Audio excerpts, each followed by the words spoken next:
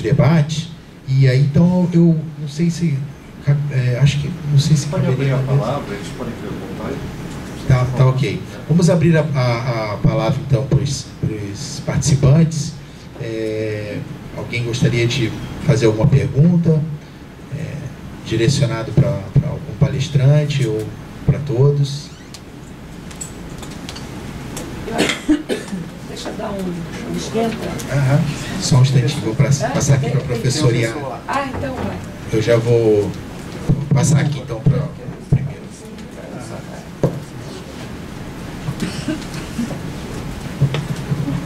Bom dia a todos. Como já aventado pela professora, pelo Bocuí, então, existe a questão da ANA, da SET, e até tem agências municipais, né? Então eu queria que alguém me dissesse assim: nós temos a sociedade civil como protagonistas, mas na realidade é uma sociedade servil. Todo o sistema é contaminado. Nós não temos poder de decisão em nada. E agora estão criando mais taxações, mais impostos, mais questões. E a defensoria, no caso, ela poderia trabalhar melhor esse aspecto. Por quê? Porque a questão é da poluição. Então as agências de saneamento, tanto estaduais como os particulares, elas têm, como foi dito aqui, só a função de cobrar. Então o que ela faz? Ela cobra por um serviço que ela não presta. Então diz assim: 42% do esgoto é tratado no Brasil. É uma mentira. 42% do captado, que aí daria nem 5%. Porque é uma conta que favorece. Quando você quer favorecer, você fala assim: é 10 e 20 daquilo. Só que é 20 daquilo do 10% que vai chegar em 1%. Então eu gostaria de saber como poderia se trabalhar essa questão da cobrança. Porque o que pesa é o valor monetário, é o sistema econômico. Então eu gostaria que alguém me dissesse assim: vamos trabalhar na questão da cobrança do esgoto. Então, por exemplo, você trata 10%, então você vai pagar 10%. E não você vai pagar 100%. Você vai aumentar o valor do tratamento, da cobrança, assim que você aumente a despoluição dos corpos da água, e você vai, é uma forma também de ter o controle social. Então, se você aumenta o tratamento, a despoluição, você pode cobrar mais. Eu gostaria como que a gente poderia trabalhar essa questão. Mais alguma pergunta?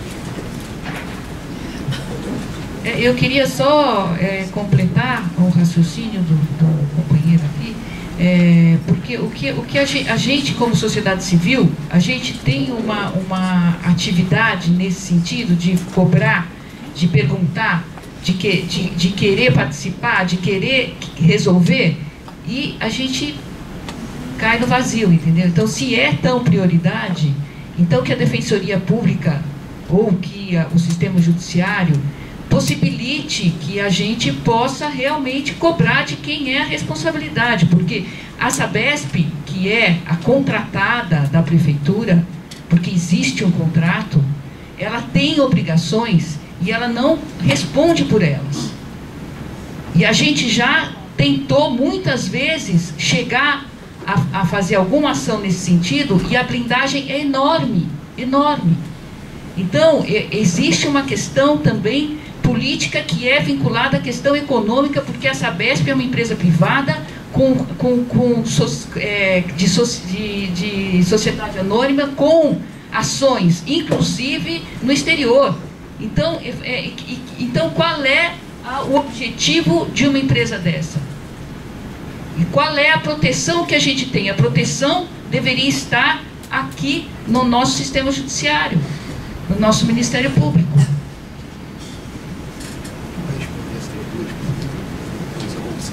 Eu sou Soares, é bom se apresentar, do UMD aqui do Paulista. Uma coisa que, da apresentação na mesa, vem tudo de encontro do que a gente já sabe. nada, tudo foi feito para não funcionar de forma adequada, ou seja, simula que funciona para dizer que está funcionando. Os comitês de bacias na região São Paulo aqui estão desqualificados. Eu faço parte do comitê de bacias Billings Tamanduá, que agora virou consultivo. Mudaram o estatuto. O estatuto virou lei. Ele era deliberativo, o Billings Tamanduá virou consultivo. E a gente está vendo uma reprodução da contaminação de rios Tietês e Pinheiros em Rio Grande da Serra. É só ir lá para ver a situação dos rios que estão lá, onde a Sabesp é a concessionária há 38 anos. E não é o cidadão que joga esgoto no rio. Ela coleta, ela afasta e ela joga no rio. E o cidadão é taxado, é cobrado a taxa de esgoto para ajudar a poluir. Quando vai reclamar, tem a blindagem. Não sabe com quem reclama. A Arcesp é uma agência que regula eles, é autorregulatória. A de Mauá, autorregulatória, é para o mercado, não para discussão pública. Foi falado aqui, nós estamos conversando com nós mesmos, e é verdade, né? O Prata Brasil disse isso, o Edson. A população lá fora não sabe o que nós estamos conversando, da questão da água, do esgoto, do saneamento. Nós temos outras coisas acontecendo. A crise da água, que não é crise da água, é crise de gestão pública, má gestão pública da água.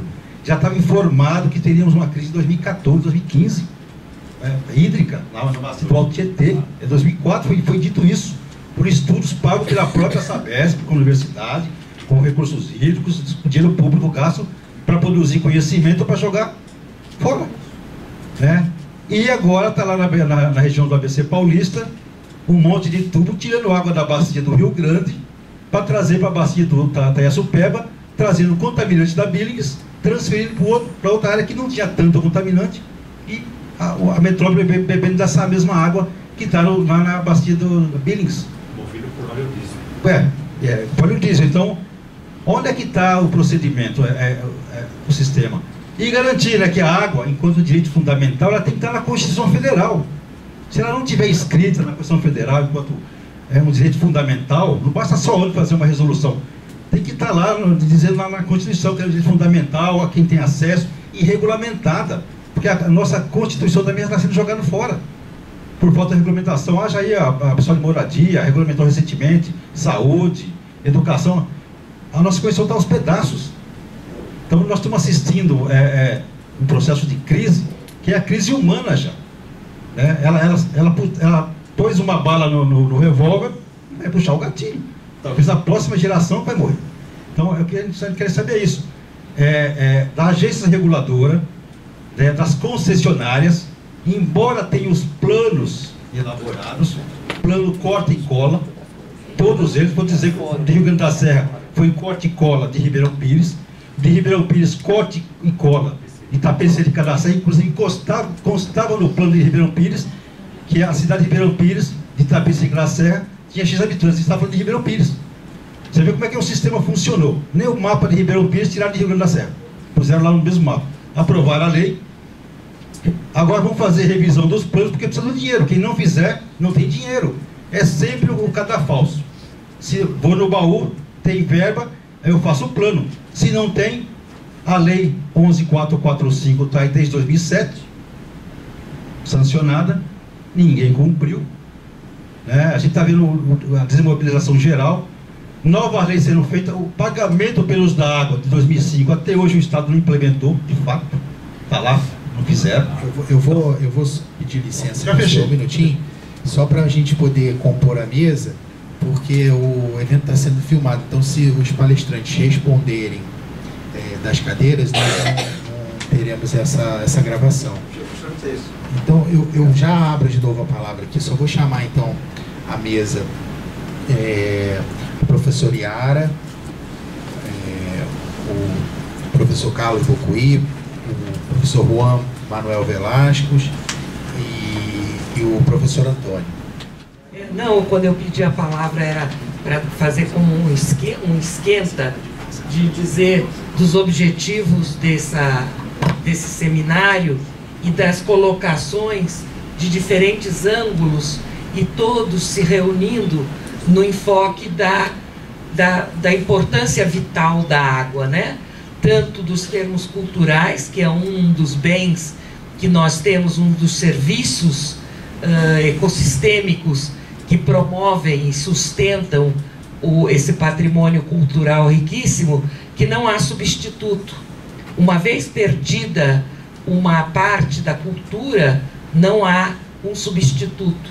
Você pode ter dinheiro no banco e não substitui o patrimônio cultural de povos, de sequências de usufruto de um recurso que vem, essa autorregulação, ela é de aprendizados que não estão escritos.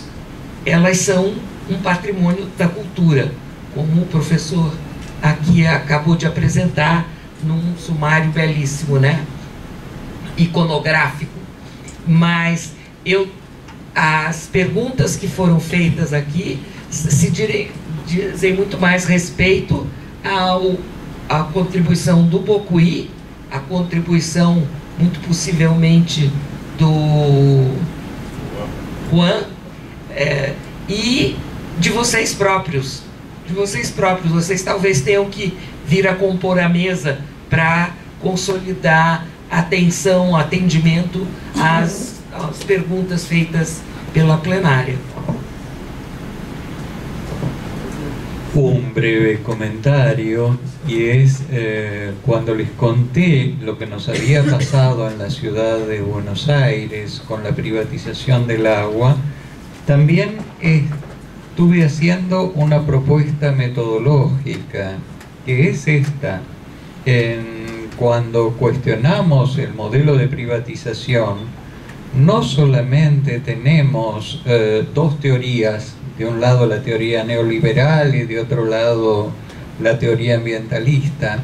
No estamos solamente discutiendo teorías, sino que podemos evaluar el fracaso de las gestiones privadas en cada una de nuestras ciudades. De modo que esta ponencia es una invitación a que cada uno haga el análisis, haga y publique y haga público el análisis de qué pasó con la privatización de los servicios de agua en aquellos sitios que hayan estado privatizados. Y sospecho que no debe haber sido muy exitosa.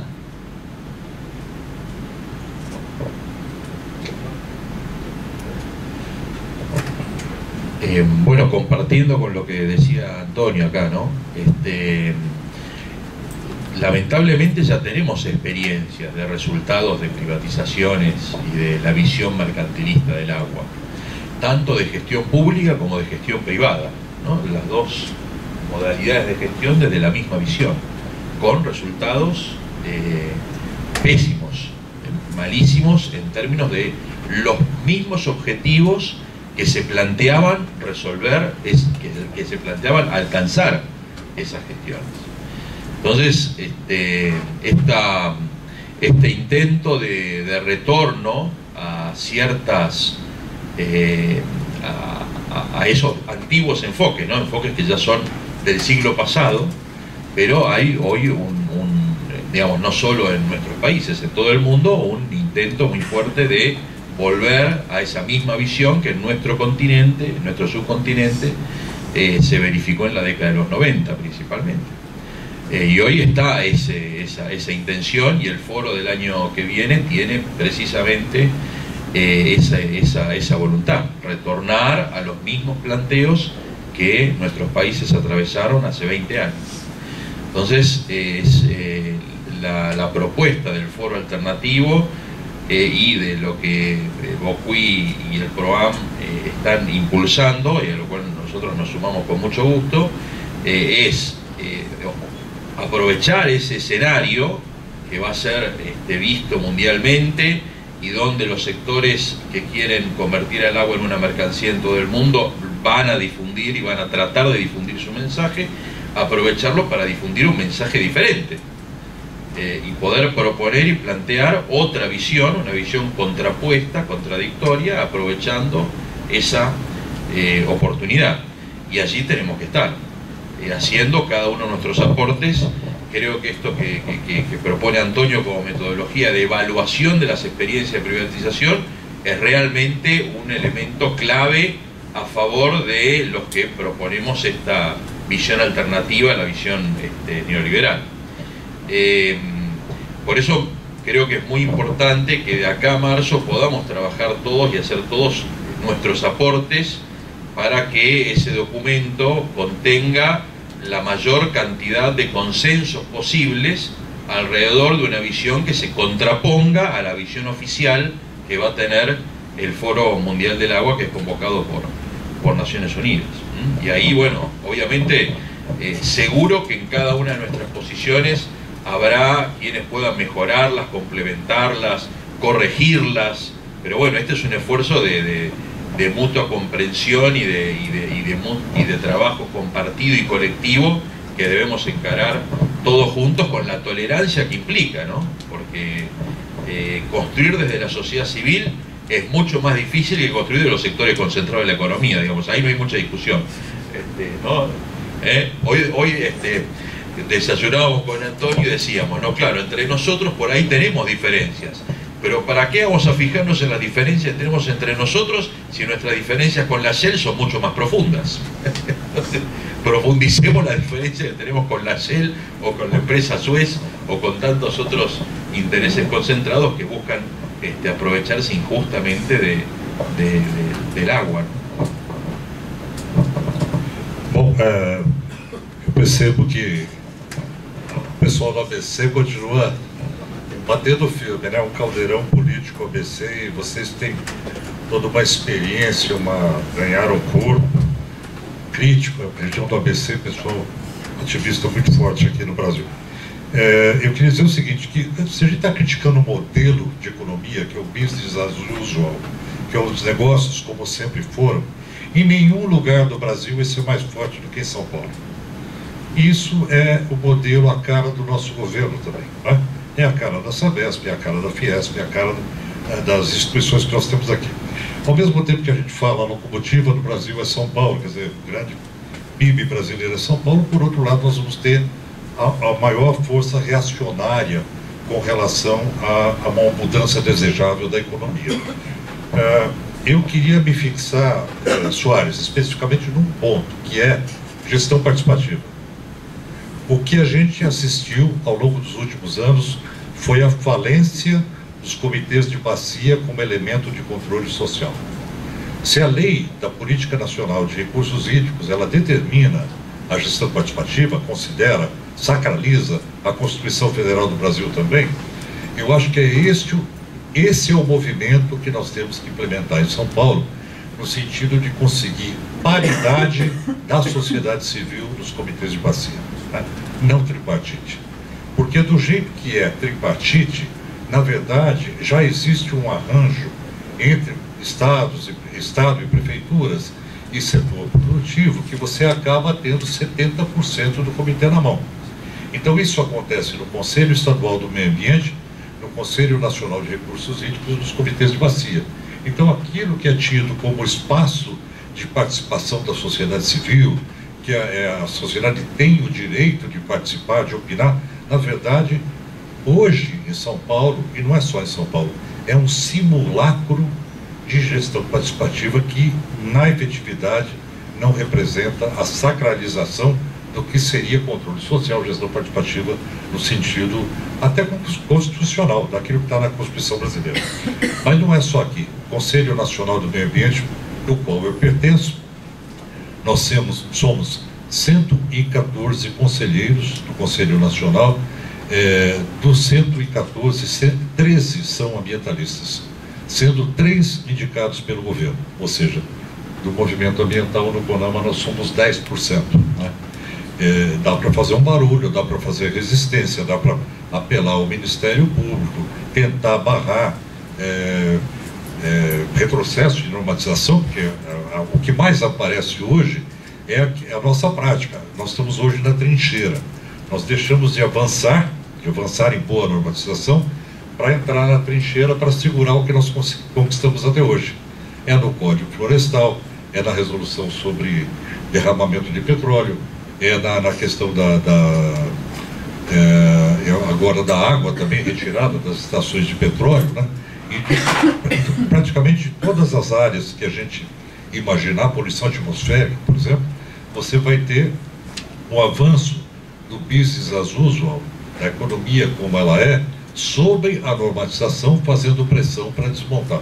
Isso vai acontecer principalmente com conselhos normativos, né?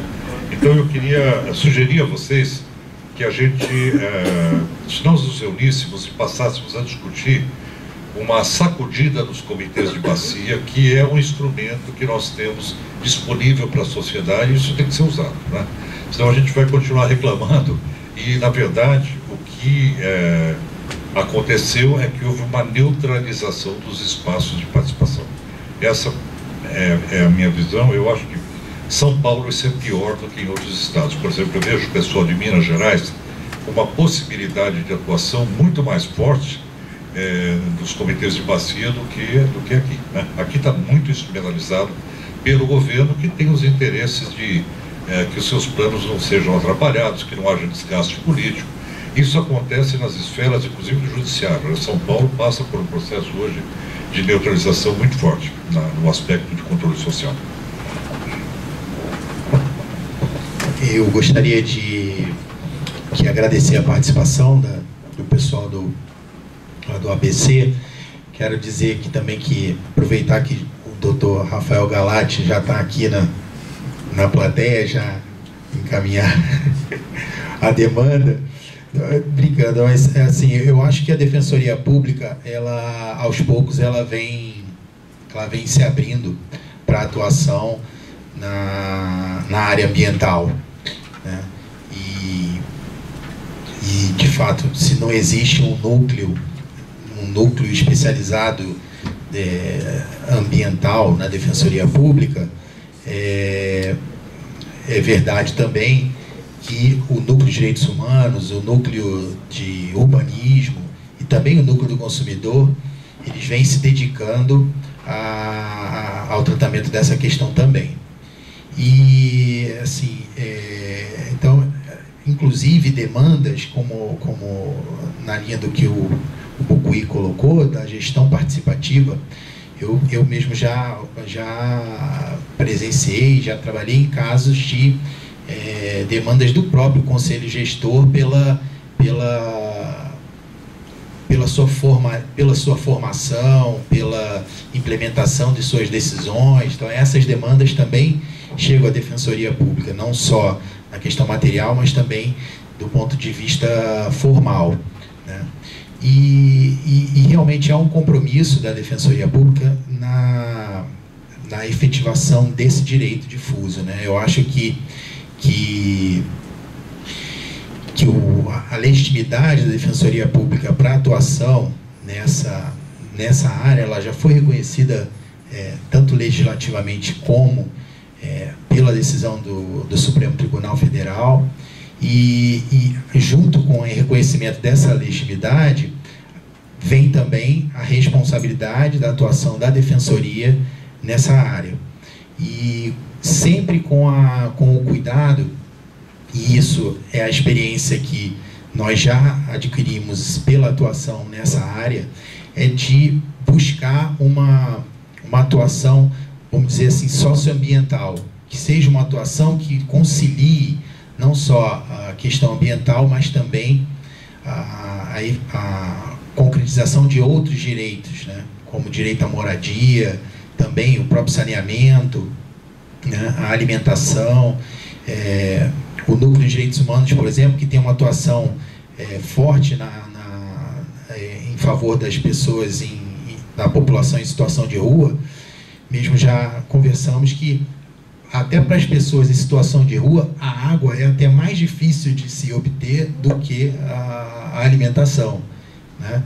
Então, eu acho que a realização desse evento é também a prova da importância que a Defensoria está dando para essa questão, né? E eu acho que, como o Jürgen Habermas, né, ele coloca uma questão, ele faz uma metáfora interessante nesse assunto, que é a questão das eclusas, já colocando aqui na questão da água, né? Então, a partir do momento que a pressão social, né, ela faz essa água transpor essa eclusa, né, é aí que a gente vai começar a tirar realmente um resultado concreto, né, da força que a sociedade tem de modificar esse estado de coisas, né? E então eu conclamo para que realmente os movimentos sociais, também como o movimento ABC, continuem nessa batalha e contem com a Defensoria Pública. Eu só gostaria de fazer um adendo para complementar minha fala sobre a questão dos conselhos. Quando você tem a composição de um conselho onde você não tem 50% do conselho defendendo direitos difusos, e o que acontece é isso, a decisão não vai ser pró-sociedade e pró-sustentabilidade. Se você tem metade do conselho e com possibilidade de voto Minerva em defesa dos direitos difusos, significa o seguinte, que as organizações não governamentais que têm no seu estatuto a defesa prioritária do meio ambiente e direitos difusos deveriam ter 50% ou mais dos assentos. Porque o que ocorre é que o governo, na sua representação, normalmente vota em defesa dos seus programas associados ao setor econômico. Isso é uma prática muito comum. Então, quando você tem organizações tripartites, você acaba tendo 70% de votos meio que uniformizados em cada decisão.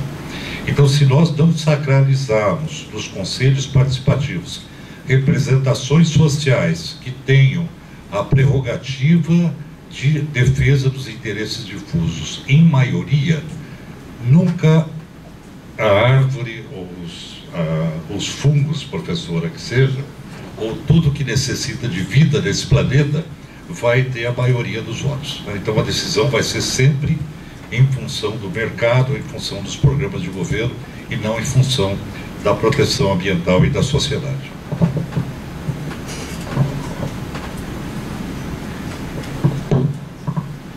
Bom, eu queria inicialmente cumprimentar a Defensoria por esse seminário, que dá para perceber que é um seminário com alto nível, né?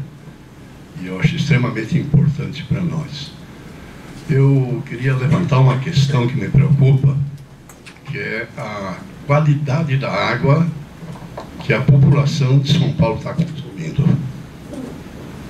Agora, recentemente, esse governo ilegítimo acabou com a portaria, me parece que é 2914, se eu não estou errado no número dela.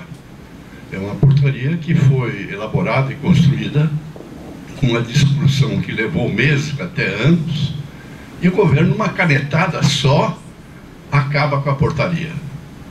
Na verdade, essa portaria nunca chegou a ser efetivamente implantada, porque ela estabelecia, na questão do controle da qualidade da água, atribuições para a área de saúde. E nós sabemos que os municípios não conseguiam cumprir a função que lhe cabia na portaria. Isso, inclusive, aqui em São Paulo, a cidade mais rica e a maior cidade do país.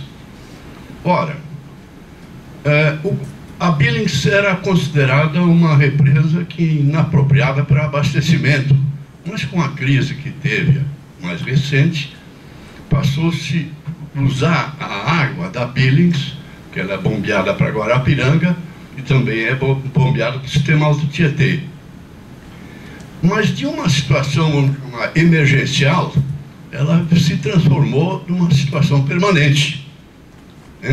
Hoje, nós sabemos como é que é a qualidade da água da Billings. Ela tem problemas gravíssimos de bombeamento da água que ela recebe do Tietê. Aliás, não se cumpre efetivamente, inclusive, a decisão constitucional com relação ao sistema de bombeamento. Fizeram um ajuste de regulamentação de modo que não se cumpre efetivamente a decisão constitucional. O que eu quero dizer? Que eu estou eu tenho enorme desconfiança da qualidade da água que a população de São Paulo está bebendo. E sérias desconfianças nisso. Ora, nós todos sabemos como é que está a qualidade da água da Billings. E, no entanto, quem faz o tratamento da água é a Sabesp, e a Sabesp também faz lá um controle, um sistema de controle. Mas como não tem uma outra entidade fora da Sabesp com confiabilidade, nós, na verdade, podemos ter muitas participações, mas não temos informação segura, confiável, sobre essa água que nós estamos bebendo. Então eu faço uma proposta. Eu acho que chegar o momento, e eu faço um apelo talvez pela Defensoria Pública, que nós façamos uma auditoria independente, para avaliar a qualidade efetiva da água que a população está bebendo. Eu não posso afirmar que essa qualidade é insatisfatória, indesejável, mas eu tenho séria desconfiança pelo sistema que está existindo atualmente, que ele não dá segurança de que a população está efetivamente consumindo uma água de qualidade que merece.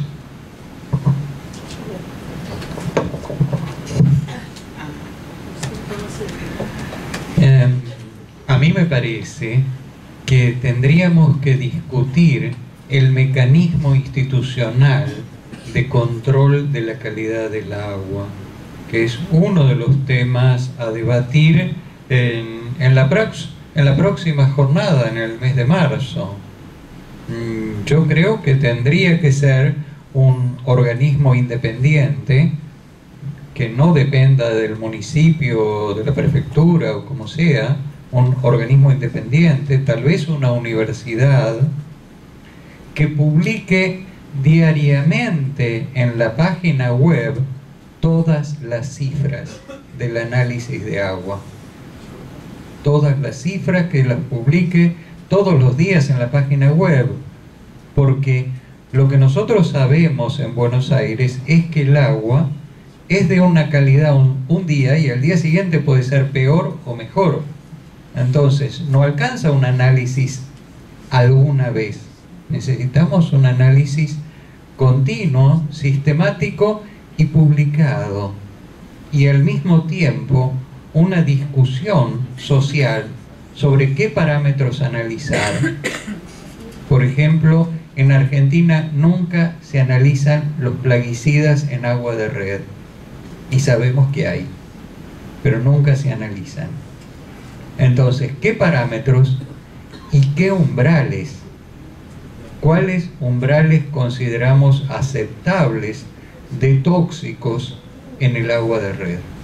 Que nunca es cero, pero ¿cuál cifra superior a cero estamos dispuestos a aceptar? Eso.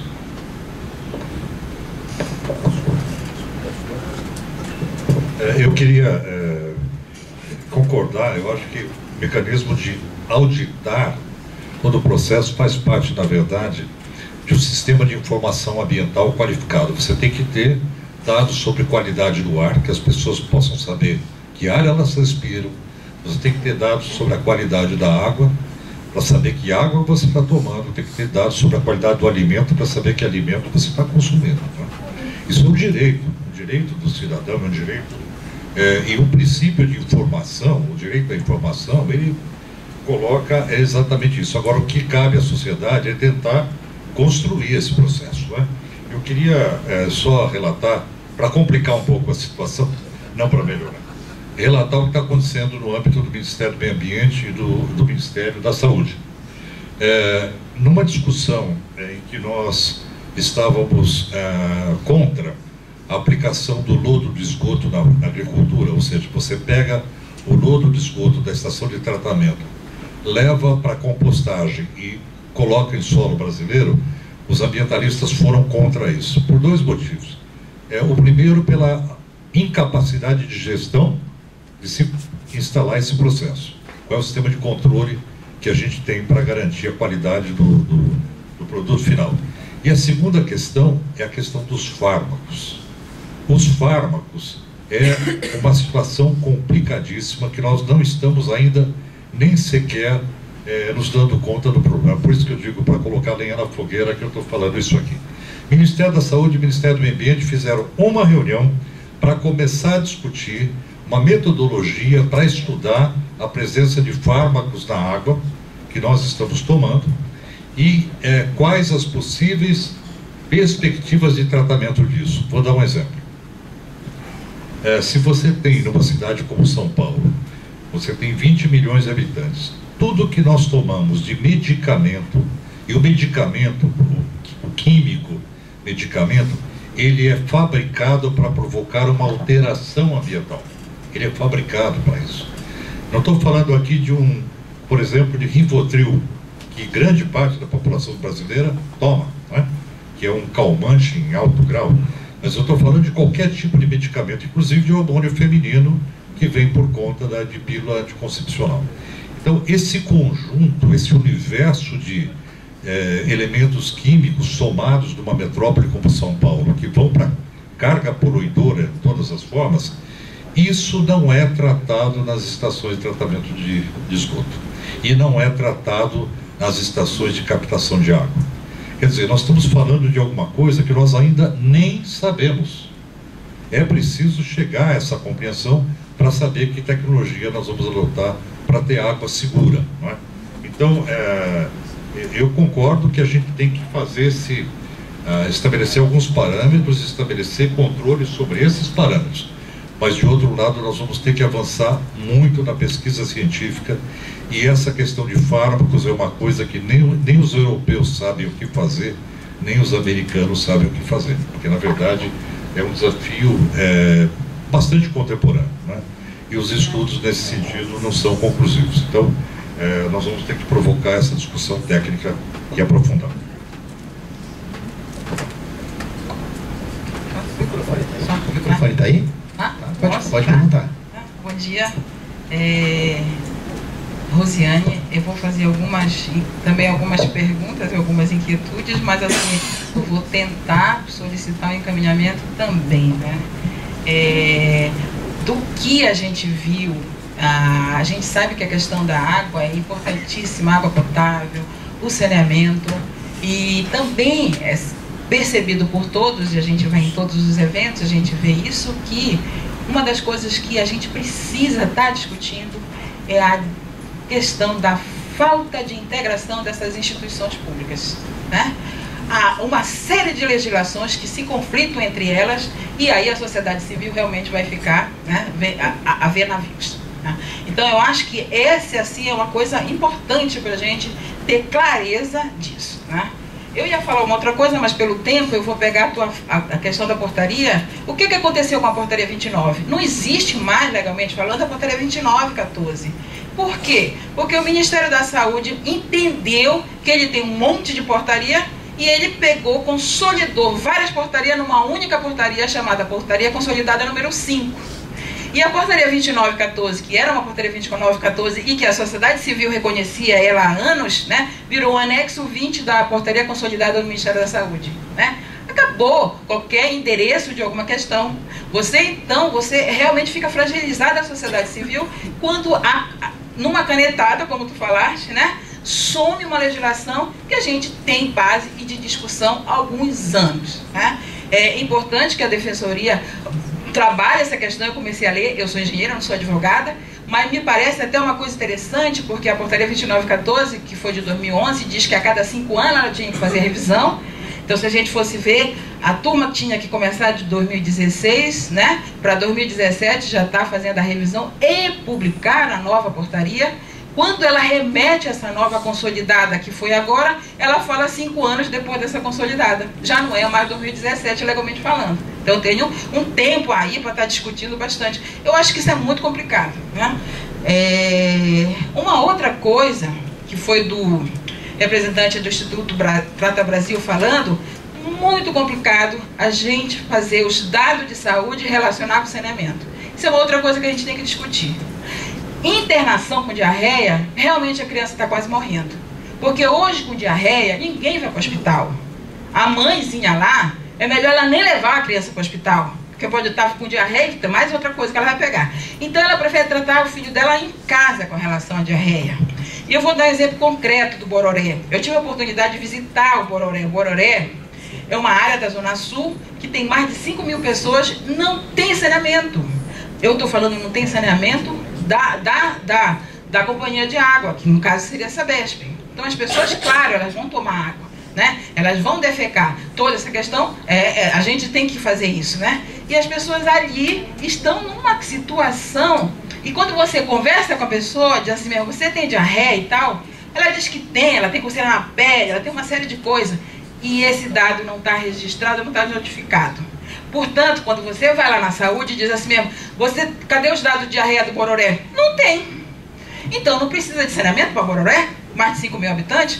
É um negócio, né, muito, realmente, que eu acho que a Defensoria tem que trabalhar em cima.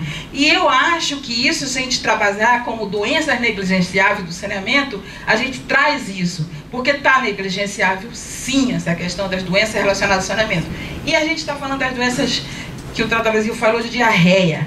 Falar de fármaco e agrotóxico, que é a coisa que a gente tem que discutir, são doenças que pode até ocasionar, né, de doenças, efeito cognitivo, câncer lá para frente, e que ninguém do setor saúde ainda está verificando qual vai ser o indicador que a gente vai ter que discutir. Então a gente precisa estar fazendo essa discussão aqui, né? Eu acho que era isso. Eu tinha muito mais coisa para falar, mas dado da hora eu não vou me adiantar. Obrigada. Vou só fazer um comentário aqui nessa linha e depois eu passo a palavra, já que ela comentou sobre a Bororé. Lá na minha unidade, a gente tem um caso lá do Bororé, que são dos comerciantes que moram ali que trabalham ali no caminho para a Balsa, né? E eles já estão na posse daquela área ali há mais de 10 anos. E já inclusive saíram vitoriosos em algumas ações possessórias. Mas tem se eu não me engano, acho que eu não sei exatamente qual que é o instrumento normativo, mas acho que a própria Arcesp, ela possui uma regulamentação que diz que se a pessoa não tem a posse regularizada, ela não pode requerer a instalação na rede de água e esgoto. Então você vê a situação, né? Então se a gente convive com um problema habitacional sério, na verdade a posse já é reconhecida como um direito, e o próprio poder público ele não reconhece esse direito para conceder ou para que as pessoas parem de poluir, né? Para que as pessoas parem de poluir. Então é uma questão delicada. Inclusive nesse caso o juiz em primeira instância ele julgou improcedente a ação para obrigar a Sabesp a instalar, falando não, eles não têm comprovação de posse. Mas como não tem, se eles já ganharam a posse em 2 outras ações possessórias, né? Então é delicado realmente essa situação, né? Só colocar um dado que eu acho interessante, a questão de fossa, né? Eu moro na Granja Viana. A Granja Viana não tem saneamento, não tem retirada de esgoto por rede nenhuma. Você na verdade tem que, como são propriedades rurais, em tese, você constrói a sua fossa. Na minha casa eu tenho a minha fossa, e os meus vizinhos também. Os terrenos lá são grandes, porque como era uma área rural, são terrenos de no mínimo 2.000 até 5 metros, são chácaras, né? Só que acontece o seguinte, as novas propriedades, eles estão construindo vilarejo. Então eles constroem dentro de um terreno de 1.000 metros, aproximadamente instalam 10 famílias e também colocam fossa. Então num terreno de 1.000 metros quadrados você coloca a fossa. Aquela região de Cotia, de Carapicuíba, Itapevi, toda aquela região da Granja Viana, dentro de pouco tempo vai estar com o lençol freático completamente contaminado. Porque não tem regramento para a fossa séptica também. Então, nós temos tantas coisas para resolver nessa questão de contaminação, que isso aqui, quando o Antônio falou sobre a situação de Buenos Aires, que você serviu água à vontade e, claro, isso infiltrou e trouxe toda a maré negra de volta, a gente vai chegar a situações, certamente, na região metropolitana de São Paulo, muito parecidas. Nessas áreas onde se permite usar fossa sem esgotamento sanitário, né? Mas vocês vejam, nós temos um universo de questões para avançar. fora o cumprimento da lei, né? Fora cumprir o que está aí como normativa. Além disso, a gente tem que construir ainda muita coisa também. Eu queria colaborar com a discussão exatamente com essa questão da descentralização do tratamento. Porque eu sou do Butantan, fui conselheira do CADES no Butantan, sou conselheira participativa atualmente, fui conselheira do FEMA, e a gente percebe uma dificuldade enorme, apesar da gente estar se mobilizando, uma dificuldade enorme de chegar efetivamente a uma política que seja uma política efetiva, né, de defesa da água e de defesa da água para todos. A gente tem no Butantan vários córregos ainda a céu aberto e temos há mais de 15 anos um projeto de parques lineares que não consegue ir para frente, né? Então, eu acho que essa proposta de fortalecer a participação da sociedade civil e fortalecer os conselhos é uma questão muito importante nesse momento e num momento difícil, né, que é exatamente fortalecer a gestão compartilhada e participativa nesse momento tão difícil que a gente está passando.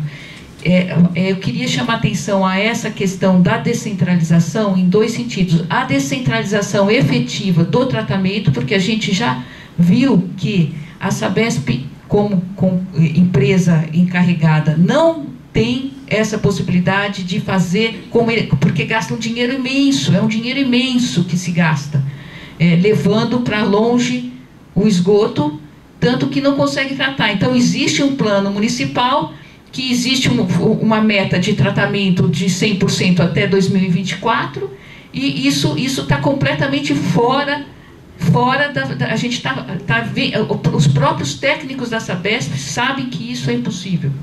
Então, é uma necessidade emergente de voltar a pensar na descentralização e no tratamento local do esgoto. E também, nesse sentido, na fiscalização local e na descentralização da decisão. Isso vem corroborar com a questão dos conselhos e da participação efetivamente. Só queria colocar essas questões para colaborar com a discussão, que realmente é uma discussão difícil. Eu vou passar a palavra aqui para o Bocuí e já acho que a gente precisa encerrar, porque senão a gente já encontra com o pessoal que chega à tarde. E vamos abrir aqui para a gente poder almoçar também. Só um minutinho. Eu só queria comentar sobre a questão da descentralização. São Paulo fez uma opção errada no projeto Tietê. Construiu megas estações de tratamento e grandes tubulações para carregar esgoto. Se a gente pensar, essas tubulações para carregar esgoto, elas são verdadeiros metrôs. Se você calcular a quantidade de cimento e tal.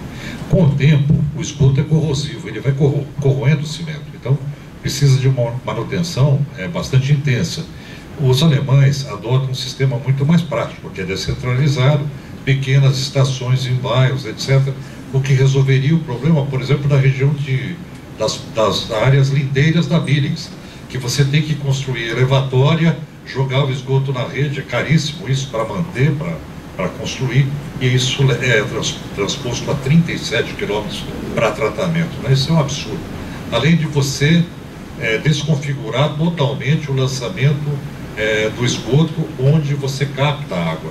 Porque senão você tira os recursos hídricos de uma região e joga em outra bacia hidrográfica tratada, né? Quer dizer, tem uma série de situações aí, não só técnicas do ponto de vista de você ter um sistema ineficiente, porque ele acaba sendo corroído. Agora, é importante falar nisso aqui, não deixar de falar, que por trás disso tem um grande lobby de venda de cimento. E o que vende mesmo tubo e cimento, isso levou a concepção do projeto Tietê, né? Foi um grande lobby mesmo. Então, a gente tem que fugir dessas perspectivas de lobby para sistemas mais eficientes de tratamento. O Bocuí, sem falar na questão das estações de tratamento de esgoto, ela pega o esgoto, trata aqui e joga aqui de novo no mesmo rio poluído. Já não tem capacidade de absorver. Quando não trata. O rio. Bom, então vamos...